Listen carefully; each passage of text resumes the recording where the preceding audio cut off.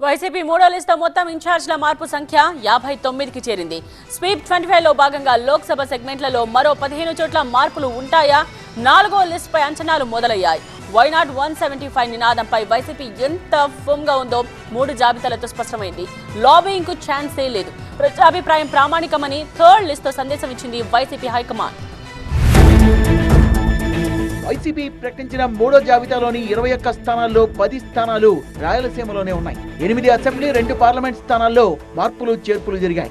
సామాజిక సమీకరణాలు సర్వేల ఆధారంగా వైసీపీ హైకమాండ్ ఓ స్థాయిలో ఎక్సర్సైజ్ చేసినట్టు స్పష్టంగా తెలుస్తోంది. అప్పట్లో సెమీఫైనల్స్ ను తలపించిన తిరుపతి ఉప ఎన్నికల్లో ఎంపీగా గురుమూర్తి ఘన విజయం సాధించారు. ఇప్పుడు ఆయన్ను సత్యవేడి అసెంబ్లీ ఇన్ఛార్జిగా నియమించారు. సత్యవేడి సిట్టింగ్ ఎమ్మెల్యే కోనేటి ఆదిమూలంను తిరుపతి ఎంపీ అభ్యర్థిగా ఖరారు చేశారు. పూతలపట్టులో సిట్టింగ్ ఎమ్మెల్యే ఎంఎస్ బాబును మార్చి మాజీ ఎమ్మెల్యే డాక్టర్ సునీల్ కుమార్ కు అవకాశం ఇచ్చారు. 2019 ఎన్నికల్లో సునీల్ కుమార్ సిట్టింగ్ ఎమ్మెల్యే, ఆయన మార్చి ఎంఎస్ బాబుకు ఛాన్స్ ఇచ్చారు. పూతలపట్టులో మళ్లీ సేమ్ ఫార్ములా తలుక్కుమంది. మదనపల్లి సిట్టింగ్ ఎమ్మెల్యే నవాజ్ బాషాను తప్పించి నిసార్ అహ్మద్ కు చోటు కల్పించింది వైసీపీ హైకమాండ్. ఆయన పంచాయతీరాజ్ శాఖలో ఇంజనీర్, వాలంటరీ రిటైర్మెంట్ తీసుకుని రాజకీయాల్లోకి వచ్చారు. మైనార్టీలు సహా మదనపల్లిలో ఆయనకు సౌమ్యుడిగా మంచి పేరుంది.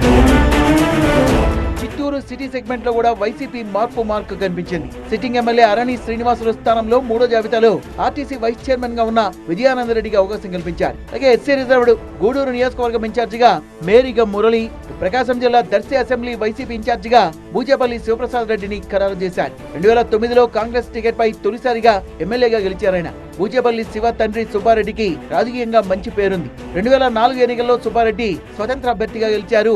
శివ తల్లి బూచేపల్లి వెంకయ్యమ్మ జడ్పీ చైర్మన్ గా బాధ్యతలు నిర్వర్తించారు. వ్యక్తిగత కారణాలతో 2019 ఎన్నికలకు దూరంగా ఉన్నారు శివ. ఈసారి అవకాశం ఇవ్వాలని సీఎం జగన్ ను కోరారు. ఆశించినట్టుగానే బూచేపల్లి శివను ఇన్ఛార్జిగా నియమించడంతో ఆయన అభిమానులు, వైసీపీ కార్యకర్తలు హర్షం వ్యక్తం చేస్తున్నారు. రెండో లిస్టులో తిరుపతి ఇన్ఛార్జిగా భూమన అభినయ్ రెడ్డి, చంద్రగిరి ఇన్ఛార్జిగా చెవిరెడ్డి మోహిత్ రెడ్డి, ఎర్రగొండపాలెం ఇన్ఛార్జిగా తాటిపత్రి చంద్రశేఖర్ ను ప్రకటించారు. తను రాజకీయాల్లోకి వారసుడిగా రాలేదన్నారు తిరుపతి వైసీపీ ఇన్ఛార్జ్ భూమన అభినయ్. ప్రత్యర్థులు ఎవరన్నది కాదు, వైసీపీ గెలుపే తమందరి లక్ష్యమన్నారాయన.